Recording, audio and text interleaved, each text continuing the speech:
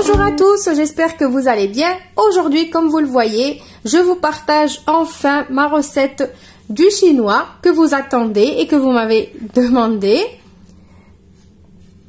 Donc, si vous voulez savoir la recette, si vous voulez connaître le déroulé de la recette et les ingrédients, restez avec moi. Mais avant de passer à la recette, je vous invite à vous abonner à ma chaîne si vous ne l'êtes pas encore, de partager la vidéo, de la liker, de la commenter pour me dire qu'est-ce que vous avez pensé. Et voilà. Allez, on se retrouve tout de suite. Aujourd'hui, on est le premier jour de Ramadan et j'ai décidé de vous faire le chinois comme promis. D'habitude, pendant le mois de Ramadan, je ne fais pas des trucs sucrés parce que je n'aime pas manger sucré pendant la rupture du jeûne. Mais comme je vous ai promis de faire le chinois, je me suis dit pour le premier jour, je vais le faire, c'est pas grave. Mais après, je ferai que des recettes salées de jour en jour. Je publierai une recette de ma table de Ramadan. Donc, je vais pas vous montrer toute ma table, ce que je fais ou quoi. C'est chaque jour, je vais choisir une recette que j'ai fait sur ma table de la rupture du jeûne et je vais vous la proposer, vous la partager.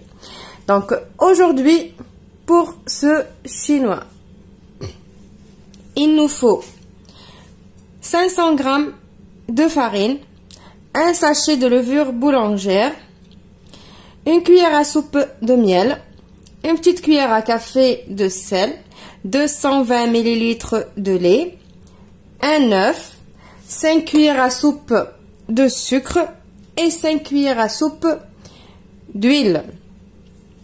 On passe à la recette.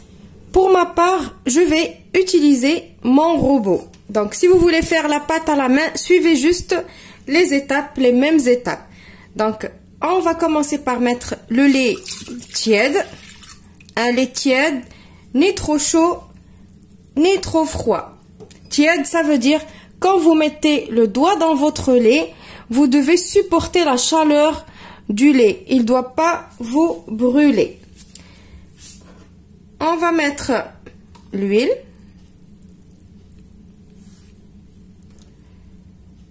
Le sucre. La cuillère à soupe de miel.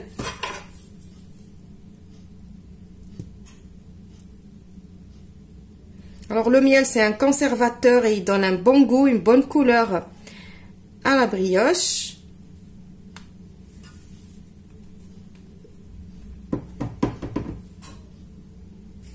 Maintenant, je mets ma levure boulangère. Mon sucre vanillé, j'ai oublié de vous dire...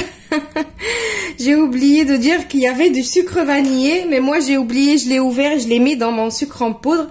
Je voulais pas montrer dans les ingrédients. J'ai complètement oublié, donc mettez un sachet de sucre vanillé. Je vais mettre mon œuf. Et je vais aller mélanger tout ça.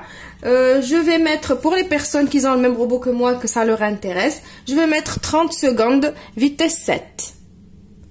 Voilà, mon mélange est prêt. Maintenant, on va rajouter notre farine. On va mettre notre cuillère à café de sel.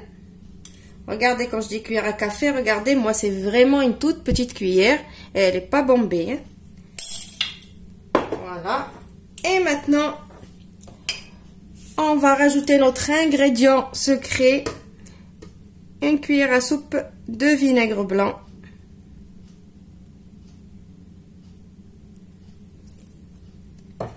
Et on va pétrir notre pâte. Donc moi, je vais mettre mode malaxé pendant 1 minute 30. Voilà donc ma pâte. Regardez comment elle est. Elle s'étire. Donc je vais la débarrasser dans un saladier huilé. Donc elle est là, je vous la remontre encore avant de la mettre dans mon saladier. Voyez la consistance, elle est légèrement collante, hein. il faut la laisser légèrement collante. Si vous voyez que votre farine a trop absorbé et que la pâte elle n'est pas vraiment comme ça, rajoutez un petit peu de lait et repétrissez un petit peu la pâte parce que la pâte de brioche, il faut qu'elle soit légèrement collante. Donc là, j'ai huilé mon saladier et je vais la déposer ici. Je vais la couvrir et je vais la laisser pousser et je vous retrouve juste après pour la suite. Maintenant, après que notre pâte a levé, vous voyez, elle a bien levé. Je vais la prendre. Alors moi, j'ai pas mis de farine sur mon plan de travail. Je l'ai huilé. Je préfère le huiler. Donc, je vais étaler maintenant ma pâte. On va l'étaler en rectangle. Donc là, vous voyez, je fais juste à la main. Regardez la pâte comme elle est belle. Après, je vais l'étaler bien évidemment avec mon rouleau. Vous voyez, elle résiste même pas. Regardez comme la pâte elle est belle. Donc je l'étale à environ 1 cm d'épaisseur. Je crois que je vais même pas utiliser mon rouleau tellement que ma pâte, regardez, elle s'étale toute seule. Franchement, j'ai même pas besoin. Il est là le rouleau, mais je vais même pas l'utiliser. Regardez la pâte comme elle est belle. Voilà, même pas je vais utiliser le rouleau. Voilà. Donc maintenant, après qu'on a étalé notre pâte, je vais prendre ma crème pâtissière. Je vais rajouter dessus une cuillère à soupe de confiture d'abricot. C'est facultatif. Alors pour la crème pâtissière, si vous ne savez pas comment faire la crème pâtissière, je l'ai déjà faite avec vous dans une précédente vidéo. Vous pouvez cliquer sur le petit i qui va s'afficher maintenant pour voir la vidéo de la crème pâtissière. Donc je mélange ma confiture avec ma crème. Et après je vais mettre ma crème. Je vais étaler ma crème sur ma pâte.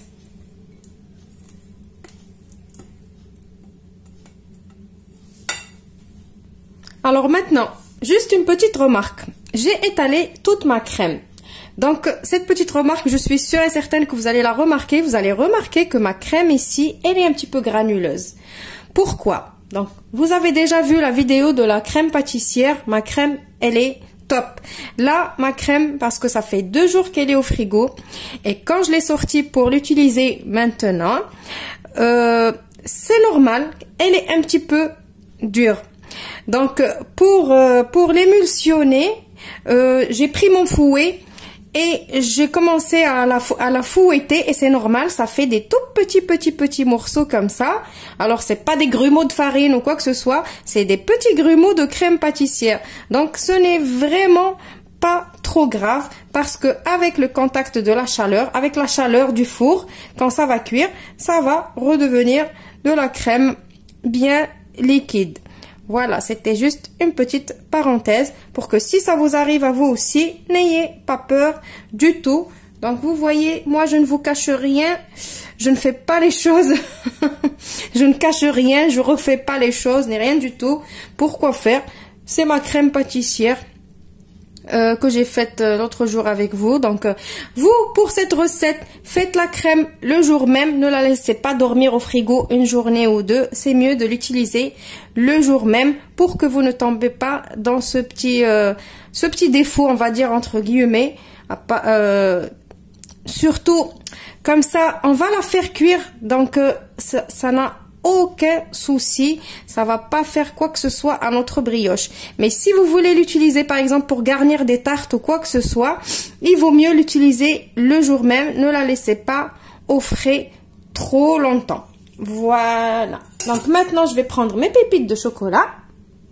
Et soyez généreux en pépites de chocolat, il n'y en a jamais assez, surtout dans le chinois. Donc je mets des pépites de chocolat de partout. Alors certes c'est une brioche généreuse, bien sucrée. On a rajouté la confiture aussi. Bon, je vous ai dit, la confiture, c'est facultatif. Moi, j'aime bien le petit goût de la confiture avec. Vous pouvez essayer comme vous pouvez vous en passer. Donc, je mets mes pépites de chocolat.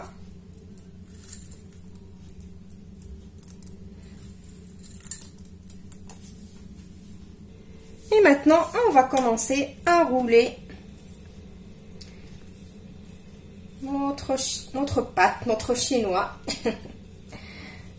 Donc, je roule, mais vous serrez bien comme il faut, si vous pouvez. Voilà, vous roulez jusqu'à la fin. C'est le même principe que le chinois salé qu'on a fait au goût de la pizza. La même chose. Si vous n'avez pas vu le chinois salé, vous pouvez cliquer sur le petit i qui va s'afficher maintenant. Donc maintenant, on prépare encore un moule. Et on prend un fil. Donc l'autre jour, j'ai coupé avec vous des morceaux avec le fil en nylon. Et je vous ai dit que ça marche aussi avec le fil de couture. Aujourd'hui, je fais avec le fil de couture pour que vous voyez. Donc là, vous prenez le fil, vous le passez et vous faites comme si vous voulez. Voilà. Hop, et voilà, le fil est sorti. Et on a coupé notre morceau et le morceau, il est bien net. On pose dans notre moule. Comme ça, comme le principe du chinois salé, exactement.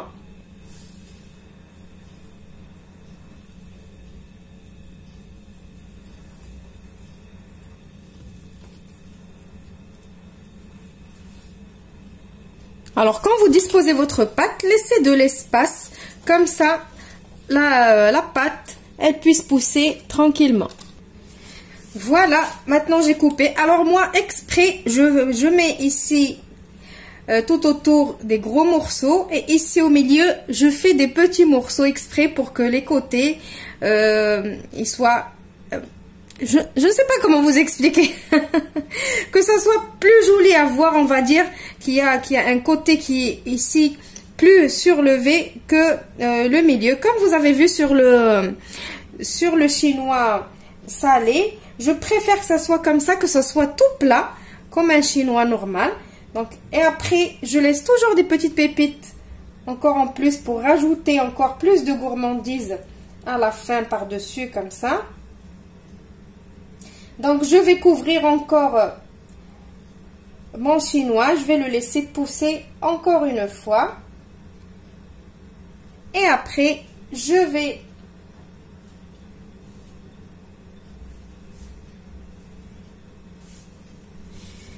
Maintenant, notre chinois, il a poussé.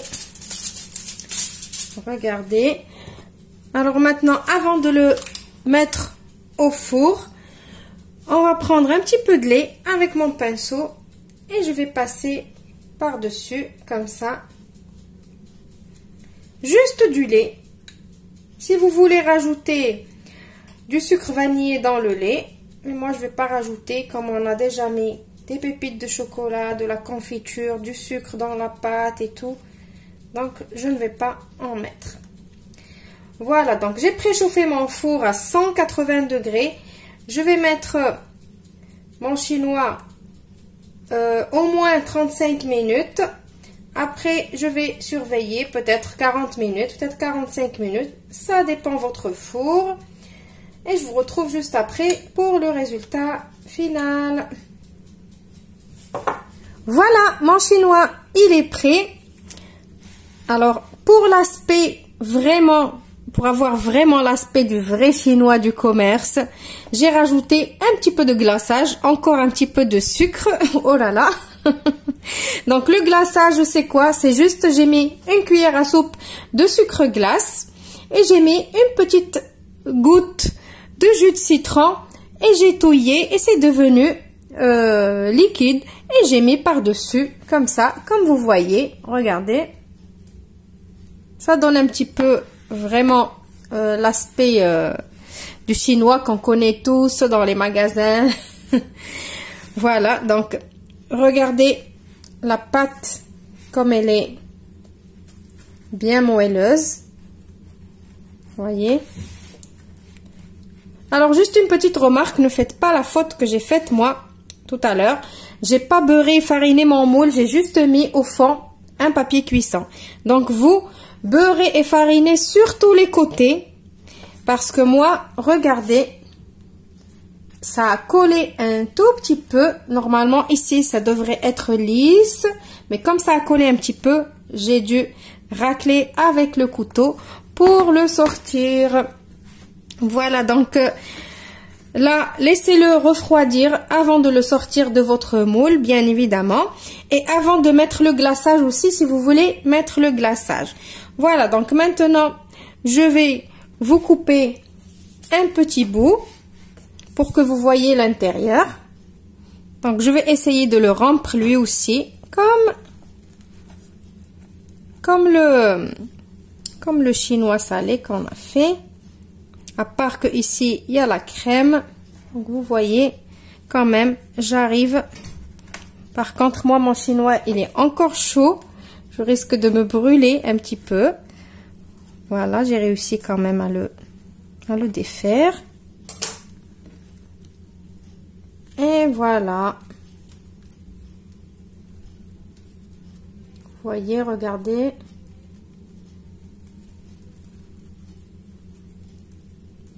Voilà.